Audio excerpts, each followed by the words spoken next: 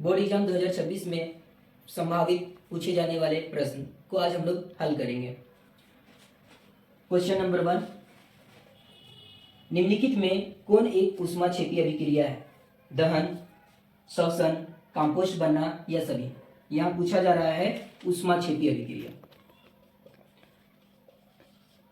ऊष्माक्षेपी अभिक्रिया वैसी रासायनिक अभिक्रिया होती है जिसके दौरान ऊष्मा निकलता है। ऊष्मा निकलना, ऊष्मा क्षेपी, छिटा रहा है, निकल रहा है, ये कहलाएगा ऊष्माक्षेपी अभिक्रिया। ठीक है, तो ऊष्मा कब निकलता है भैया? कोई चीज जलता है तो उससे ऊष्मा निकलती है, यानी कि दहन जो है वो भी एक ऊष्माक्षेपी अभिक्रिया हो गई। दूसरा श्वसन, सांस जब लेते हैं हम लोग तो सांस लेने के दौरान ऊर्जा हमको मिलती है। जो हम लोग खाना खाए हैं, हमारा खाना जो पेट में पच रहा है, अब उससे ऊर्जा निकलेगी, तो श्वसन जो है वो भी एक ऊष्माक्षेपी अभिक्रिया हो गई। तीसरा है कंपोस्ट का बनना। कंपोस्ट हम लोग जानते हैं कि गांव घर तरफ जो भी घरेलू कचरा होता है उसको हम लोग फेंक देते हैं गड्ढे में, तो उस गड्ढे में क्या करते हैं कि सूक्ष्म जीव उसको सड़ाते हैं, गलाते हैं और उसे एक खाद तैयार होता है, वो कंपोस्ट खाद कहलाता है। और इस प्रक्रिया में भी बहुत ऊष्मा निकलती है, इसलिए कंपोस्ट का बनना भी ऊष्माक्षेपी अभिक्रिया होगा। तो हमारा आंसर जाएगा यहाँ पे सारे के सारे ऊष्माक्षेपी अभिक्रिया होंगे। दूसरा क्वेश्चन है, चिप्स की थैलियों में कौन सा गैस भरा होता है? चिप्स की थैली जिसे हम लोग लेज खाते हैं, कुरकुरे खाते हैं, तो लेज कुरकुरे जब खाते हैं तो हम लोग देखते हैं वो काफी फूला हुआ रहता है, तो उसमें कौन सा गैस भरा हुआ रहता है? यहाँ ऑप्शन है पहला कार्बन डाइऑक्साइड, जी नहीं। नाइट्रोजन, हाँ नाइट्रोजन रहेगा। ऑक्सीजन नहीं रहता है और हवा भी नहीं रहता है, क्योंकि हवा जो है वो गैसों का मिश्रण होता है, तो उसमें मुख्य रूप से नाइट्रोजन गैस मिलाया जाता है। पॉज करो। नाइट्रोजन गैस उसमें भरा हुआ रहता है। नाइट्रोजन गैस एक प्रतिऑक्सीकारक है, ये ध्यान में रखेंगे। नाइट्रोजन गैस एक प्रतिऑक्सीकारक है। अगला क्वेश्चन है क्वेश्चन नंबर 3, कैल्शियम कार्बोनेट किसका सूत्र है? कैल्शियम कार्बोनेट मतलब CaCO3 किसका सूत्र है? ऑप्शन ए है चूना पत्थर, जी हाँ, चूना पत्थर का सूत्र कैल्शियम कार्बोनेट होता है। बी है खड़िया, जिसको हम लोग चाक कहते हैं, वो बोर्ड से जो बच्चे लोग लिखते हैं ना वो चाक, वो भी कैल्शियम कार्बोनेट ही होता है, ये भी आंसर सही है इसका। तीसरा संगमरमर, संगमरमर, संगमरमर, हाँ इसी से ताजमहल बना हुआ था, इसका भी सूत्र कैल्शियम कार्बोनेट CaCO3 होता है, तो आंसर आपका जाएगा डी, सभी सारे के सारे कैल्शियम कार्बोनेट है। अगला प्रश्न देखते हैं हम लोग, शुद्ध जल का पीएच मान कितना होता है? शुद्ध जल का पीएच मान कितना होता है? शुद्ध जल मतलब बिल्कुल प्योर, किसी तरह का मिलावट नहीं। वर्षा का जल सबसे ज्यादा शुद्ध माना जाता है, तो ये शुद्ध जल है, उसका पीएच मान जो है होगा 7। ठीक है, 7 से अगर किसी का पीएच कम होता है तो वो अम्लीय होता है, और 7 से अधिक जो जाएगा वो क्षारीय कहलाएगा। तो अगर किसी का पीएच मान 1, 2, 3, 4, 5, 6 है तो वो अम्लीय होगा, और अगर किसी का पीएच मान 8, 9, 10, 11, 12, 13 या 14 है तो वो क्षारीय होगा। ठीक है, ध्यान रखेंगे इससे। और जिसका पीएच मान 7 है वो उदासीन कहलाता है। यहाँ पे शुद्ध जल जो है वो उदासीन होगा। अगला क्वेश्चन, क्वेश्चन नंबर 5, पेट की अम्लता को समाप्त करने के लिए क्या लिया जाता है? पेट की अम्लता, पेट की अम्लता हम लोग जानते हैं, जब पेट में एसिड बनता है तो उसको कहते हैं पेट की अम्लता बनना। एसिड, कौन सा एसिड बनता है? उसमें HCl बनता है। अब चूंकि ये पेट में क्या है? अम्ल, तो अम्ल को खत्म करने के लिए हम इसमें मिलाएंगे क्षार। क्या मिलेंगे? क्षार मिलाएंगे, और ये क्षार जो है इसके विपरीत काम करेगा, एंटी, तो ये कहलाएगा एंटा एसिड, एंटा एसिड। तो ऑप्शन है एंटीसेप्टिक, जी नहीं। एंटासिड, हाँ। एंटीबायोटिक नहीं, एनर्जेस्टिक नहीं, आंसर जाएगा एंटासिड। इसको नोट कर लेंगे। क्वेश्चन नंबर 6, क्वेश्चन नंबर 6 है, लार में कौन सा एंजाइम पाया जाता है? पूछ रहा है लार में कौन सा एंजाइम पाया जाता है। तो एंजाइम का क्या काम है? एंजाइम का काम है जो हमारा भोजन है उसको पचाना, ठीक है, भोजन के जो जटिल अणु है उसको सरल अणु में तोड़ देगा, वही एंजाइम का काम है। जब मुंह में भोजन डालते हैं तब उसी समय से पाचन शुरू हो जाती है। तो लार में एंजाइम पूछ रहा है कौन सा है, पहला पूछ रहा है पेप्सिन। क्या पेप्सिन पाया जाता है? जी नहीं, पेप्सिन पेट में पाया जाता है। ये पेट में अमीनो अम्ल को तोड़ता है, यानी कि अमीनो अम्ल में तोड़ता है, यानी ये पेट में प्रोटीन का पाचन करेगा। ठीक है, तो ये लार में नहीं पाया जाता। दूसरा है बी ट्रिप्सिन। ट्रिप्सिन जी नहीं, ये जो है ये आंत में पाया जाता है, छोटी आंत में। ये जो ट्रिप्सिन जो होगा ये भी प्रोटीन का पाचन करेगा। सी है एमिलेज। हाँ, एमिलेज, ये आंसर जाएगा हमारा। लार में एमिलेज एंजाइम पाया जाता है जो कि आंशिक रूप से कार्बोहाइड्रेट को पचाता है। इसका दूसरा नाम टाइलिन भी है। ठीक है, गला में टाई लगाते हैं, लार यही निकलता है, तो इसका आंसर टाइलिन भी जाएगा, एमिलेज या फिर टाइलिन। डी ऑप्शन दिया है लाइपेज। लाइपेज, लाइपेज जो है वसा पचाने वाला एंजाइम होता है। ये जो लार में नहीं पाया जाएगा, ये भी छोटी आंत से ही निकलेगी। अगला क्वेश्चन है क्वेश्चन नंबर 7। मानव हृदय में ऑक्सीजन युक्त रक्त आता है, कहां से आता है? तो मानव हृदय जो होता है वो कैसा होता है? चतुर्कोष्ठक होता है, 4 कोष्ठक होते हैं। ये हृदय है, ये मेरा हार्ट है। ठीक है, तो हाँ हमेशा शुद्ध खून आएगा कहां से? बाएं से आएगा। हम लोग जो सांस लिए, सांस में ऑक्सीजन लिए, क्या लिए? ऑक्सीजन। अब ये ऑक्सीजन खून में मिलेगा और वो खून में मिल करके सबसे पहले आएगा बाएं साइड, इस साइड आएगा, है कि नहीं? तो शुद्ध खून यहाँ से आता है, प्योर ब्लड। इसको प्योर ब्लड इसलिए कहते हैं क्योंकि इसमें ऑक्सीजन मिला हुआ है, ऑक्सीजन रक्त। तो ये बायां आलिन में आ रहा है। कहाँ आ रहा है? बायां आलिन में। तो जिस रास्ते से आ रहा है, तो चूंकि जो हमारा लंग्स है, फेफड़ा है, उसको फुफ्फुस कहते हैं, फुफ्फुस। ठीक है, तो फुफ्फुस। और ये जो जहां आ रहा है ये शिरा है, इसलिए इसका नाम होगा फुफ्फुसीय शिरा।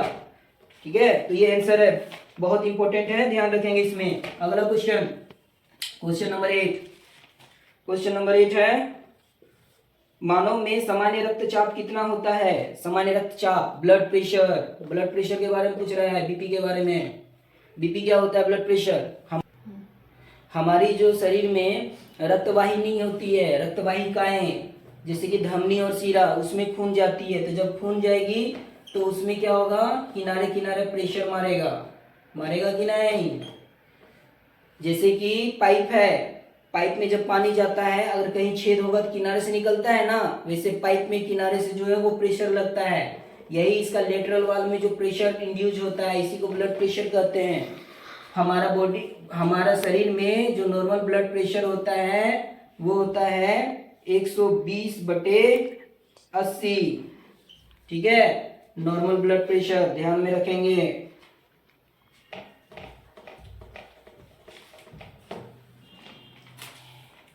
Question number 9। पौधों में भोजन का स्थानांतरण होता है। भोजन का स्थानांतरण, भोजन के बारे में पूछ रहा है, किसे स्थानांतरण होता है? ठीक है, तो पौधा है, पौधा में भोजन का स्थानांतरण पूछ रहा है। तो भोजन का स्थानांतरण किससे होगा? फ्लोएम के द्वारा होगा। किसके द्वारा होगा? फ्लोएम के द्वारा। ठीक है, पौधे में जल को ले जाने के लिए अलग रास्ता होता है, अलग मार्ग होता है, और भोजन के लिए अलग मार्ग होता है। जल को ले जाने वाला जाइलम होता है। क्या होता है? जाइलम। तो आंसर अगर यहाँ पे ऑप्शन है जाइलम, तो जाइलम नहीं होगा, जल से जल, जल से जाइलम। बी भोजन, भोजन एक तरह से पेड़ में फल के जैसा होता है, तो फा से फल, फा से फ्लोएम, आंसर जाएगा फ्लोएम। ठीक है, तीसरा ऑप्शन है प्रकाश संश्लेषण। जी नहीं, प्रकाश संश्लेषण नहीं होगा, प्रकाश संश्लेषण के द्वारा ये भोजन बनाएगा, प्रकाश संश्लेषण नहीं होगा, प्रकाश संश्लेषण नहीं होगा। डी में ऑप्शन है वाष्पोत्सर्जन। वाष्पोत्सर्जन मतलब अगर कोई पौधा है तो इसके वायवीय भाग जो कि हवा में है, ऊपर वाले भाग, अगर यहाँ से किसी भी तरह का लॉस ऑफ वाटर होता है, पानी का क्षरण होता है, क्षय होता है, ठीक है, तो उसी को हम लोग कहते हैं वाष्पोत्सर्जन। तो ये भी नहीं होगा, जल की हानि, ठीक है, पत्तों से वो नहीं होती है। ठीक है, अगला क्वेश्चन देखते हैं, क्वेश्चन नंबर 10। क्वेश्चन नंबर 10, वृक्क का निस्यंदन एकक होता है। हम लोग जानते हैं वृक्क, वृक्क क्या होता है? किडनी। ठीक है, इस टाइप का हम लोग के शरीर में एक जोड़ा किडनी होता है। ठीक है, तो इसमें हम लोग का एक जोड़ा किडनी होता है, वृक्क होता है। तो इसका जो इकाई है इसको हम लोग कहते हैं वृक्काणु। क्या कहेंगे? वृक्काणु। वृक्काणु, इसको नेफ्रॉन भी कहते हैं। ठीक है, नेफ्रॉन भी कहते हैं। क्वेश्चन नंबर 11, प्रतिवर्ती चाप जो मेरुरज्जु में बनता है वह किससे बना होता है? ए संवेदी तंत्रिका, बी प्रेरक तंत्रिका, सी प्रतिसारण तंत्रिका, डी सभी से बना हुआ होता है। प्रतिवर्ती चाप हम लोग देखते हैं कि मान लिया जाए प्रतिवर्ती चाप जो है, कोई भी चीज को अगर हम छूते हैं, ठीक है, और अचानक से उसके प्रति रिस्पॉन्स हो जाती है, दिमाग उसमें काम नहीं करता है, तो ये 3 चीज से बना हुआ रहता है। एक ऐसा रास्ता होता है जिससे सेंसेशन जाएगा, इंफॉर्मेशन जाएगा कि कुछ चुभा है या कुछ हुआ है, उसको हम लोग कहेंगे संवेदी तंत्रिका। ठीक है, और दूसरा जिससे यहाँ मांसपेशी तक सूचना आएगा उसको हम लोग कहेंगे प्रेरक तंत्रिका। और तीसरा जो हमारा मेरुरज्जु है, मेरुरज्जु होता है मेरुदंड के अंदर।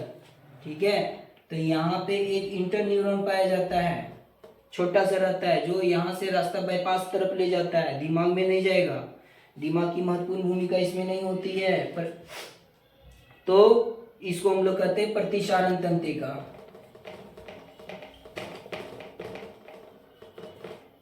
तो यही है रिफ्लेक्स एक्शन, प्रतिवर्ती चाप। तो प्रतिवर्ती चाप इन तीनों से मिलकर के बनेगा। अगला क्वेश्चन देखेंगे, क्वेश्चन नंबर 12, 2 न्यूरॉन तंत्रिका कोशिका के मध्य खाली स्थान को कहते हैं।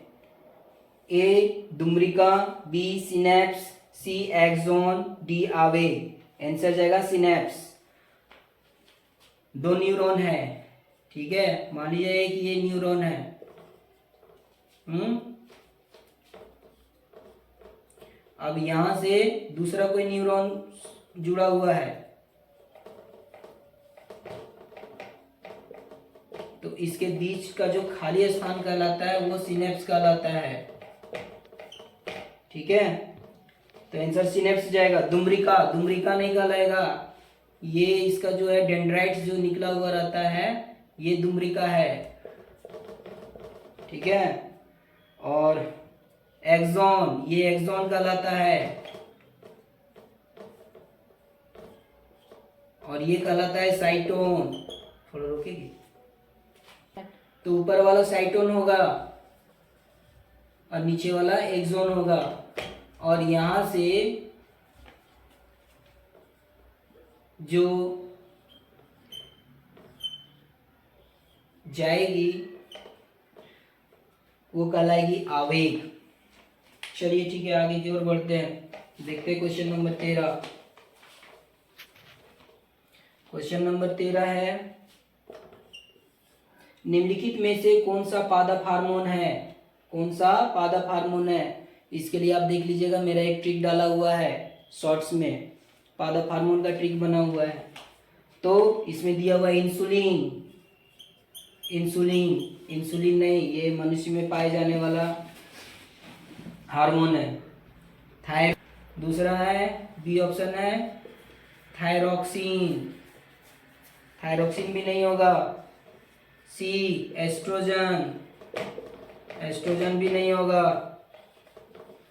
डी होगा साइटोकाइनिन, साइटोकाइनिन, यही आंसर जाएगा। इंसुलिन के बारे में जान लीजिए, इंसुलिन की अगर कमी हो गई बॉडी में तो उसके कमी से मधुमेह बीमारी हो जाता है। ठीक है, डायबिटीज हो जाता है। और थायरोक्सिन, थायरोक्सिन का अगर गड़बड़ी हुआ तो थायरोक्सिन से जो क्या हो जाएगा, घेंगा का बीमारी हो जाता है। एस्ट्रोजन, एस्ट्रोजन महिलाओं में पाए जाने वाला एक हार्मोन है जिसके कारण उसमें मासिक धर्म होता है। और जो सेकेंडरी सेक्सुअल कैरेक्टर होते हैं वो बनते हैं। साइटोकाइनिन, साइटोकाइनिन प्लांट हार्मोन है, पौधा में पाया जाता है। ठीक है, अगला क्वेश्चन, क्वेश्चन नंबर 14, निम्नलिखित में से कौन पत्ते से जनन करता है? हाइड्रा। हाइड्रा, हाइड्रा पत्ता जो जनन करेगा? नहीं, हाइड्रा जो है वो मुकुलन के द्वारा जनन करता है। मुकुलन, मुकुलन से जनन करेगा। बी दिया हुआ है अमीबा। अमीबा, अमीबा द्विखंडन करेगा। एक कोशिका दो कोशिकाओं में बदल जाती है, द्विखंडन। अमीबा द्विखंडन करता है। ब्रायोफाइलम, ब्रायोफाइलम का पत्ता होता है जिसको पत्थर चट्टा भी कहते हैं। जिसको पथरी का बीमारी होता है वो इसका खाता है पत्ता। तो ये क्या होता है आप देखेंगे, इसके किनारे किनारे पौधे निकल जाते हैं इस टाइप का। जब ये टूटेंगे तो जितने भी रहेंगे, जितने भी जगह जाएंगे मिट्टी में, उतने सारे पौधे का निर्माण हो जाएगा। तो यही कहलाता है ब्रायोफाइलम, पत्ता से जनन करता है। गुलाब, गुलाब कायिक प्रवर्धन करेगा। गुलाब का डंठल काटिए, उसको लगाइएगा तो उससे नया पौधा आ जाएगा। ठीक है, तो पत्ता से जनन करेगा ब्रायोफाइलम। क्वेश्चन नंबर 15, बहुत इंपॉर्टेंट। मानव मादा में निषेचन कहाँ होता है? तो मादा का जनन तंत्र जो है वो आप देखेंगे कुछ इस तरह रहता है।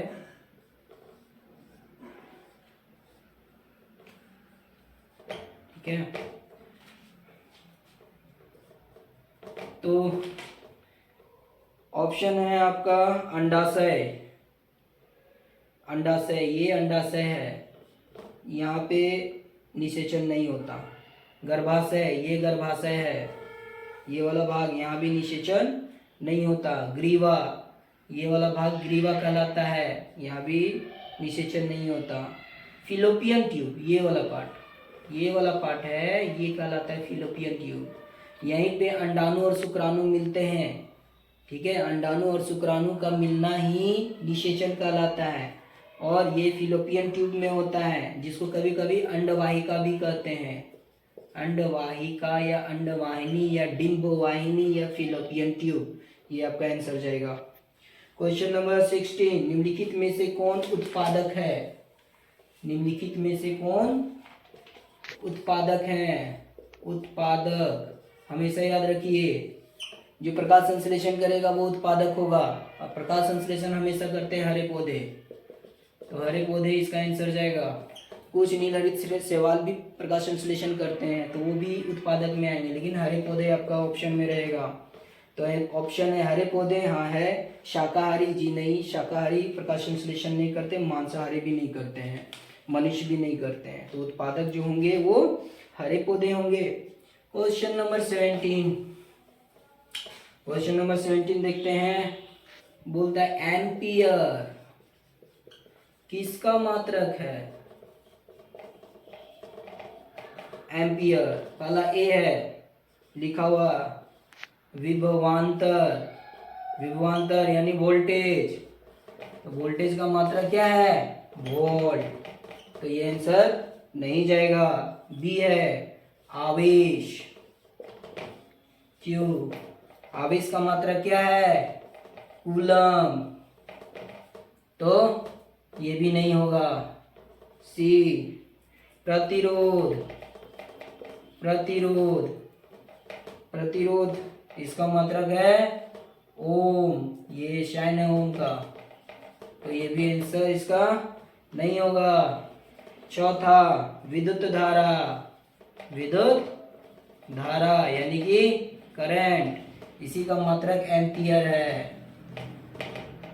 तो आंसर आपका जाएगा विद्युत डी, विद्युत धारा का मात्रक। ये सब सारे मात्रक याद रखेंगे आप लोग।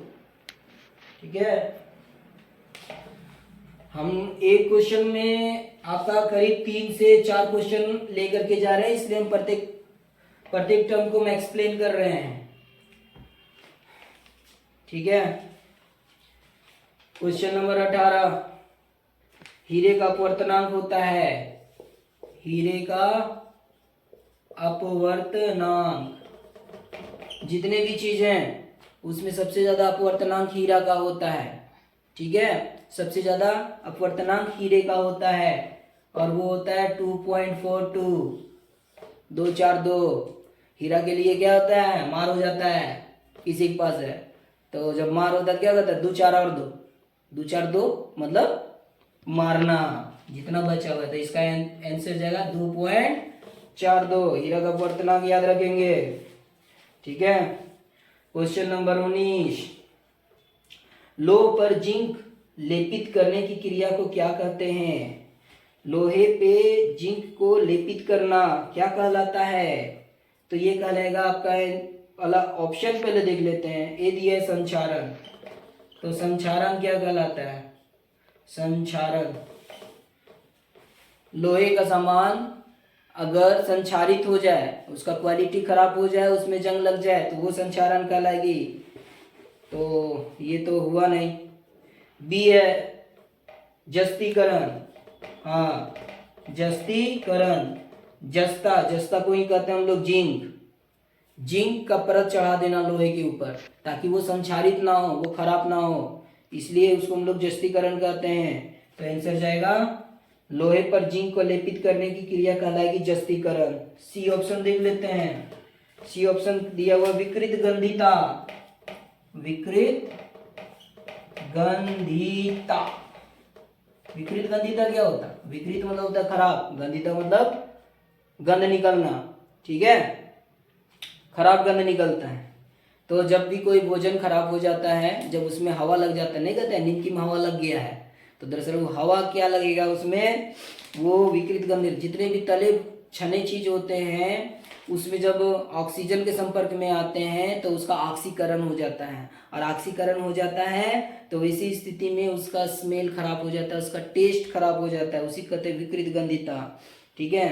डी है कोई नहीं, तो आंसर तो आप लोग जान ही गए हैं, जस्तीकरण होगा। अब क्वेश्चन नंबर 20, क्वेश्चन नंबर 20 है, एक अवतल लेंस की फोकस दूरी 20 सेंटीमीटर है। पहला यहां देख रहा है किस तरह का लेंस है, अवतल लेंस, ठीक है। तो अवतल लेंस है, इसकी फोकस दूरी एफ दिया हुआ है 20 सेंटीमीटर, और बोलता है इसकी क्षमता कितनी होगी, आपको क्षमता निकालना है। तो यहाँ तो एक तो एक क्वेश्चन और बन करके आता है कि लेंस की जो क्षमता होती है उसको क्या चीज में मापेंगे, तो उसको डायोप्टर में नापेंगे, डायोप्टर डी में, ठीक है। लेंस की क्षमता डायोप्टर में मापी जाती है, उसकी इकाई है, ऐसा यूनिट है, ठीक है। अब आता है अवतल लेंस, तो अवतल लेंस कैसा होता है, ठीक है। तो हमेशा अवतल लेंस जो होगा वो नेगेटिव होगा। जो कम उम्र के लोग रहते हैं उसका आंख खराब हो जाता है तो बोलता है ना माइनस चार्ज वाला लगा है, तो माइनस चार्ज क्या होता है, ये अवतल लेंस रहता है तो वो नेगेटिव रहता है। तो निश्चित है इसका जो भी ऑप्शन रहेगा उसमें माइनस लगा हुआ रहेगा, दिमाग में रख लेना है। अब क्षमता, लेंस की क्षमता यानी पी, उसको निकालने का क्या होता है, ये फोकस दूरी का व्युत्क्रमानुपाती होता है, उल्टा होता है। तो यहाँ फोकस रहेगा, लेकिन फोकस लेंथ जो होता है, फोकस दूरी होता है, उसको हम लोग हमेशा मीटर में मापेंगे, और यहाँ तो दे दिया सेंटीमीटर, तो इसको सेंटीमीटर को फिर मीटर में बदलिए, ठीक है। सेंटीमीटर को हम लोग मीटर में बदल देंगे, P बराबर 1/, इसको हम लोग बदलेंगे तो आएगा कितना 0.5।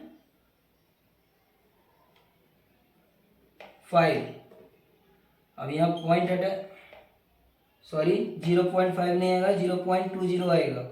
अब पॉइंट हटाएंगे तो इसके ऊपर डबल जीरो आ जाएगा, काटेंगे तो 5 बार में कट जाएगा, यानी इसका आंसर जाएगा -5। माइनस यहाँ से आ गया उत्तर लेंस से। अब इतना ही रखते हैं।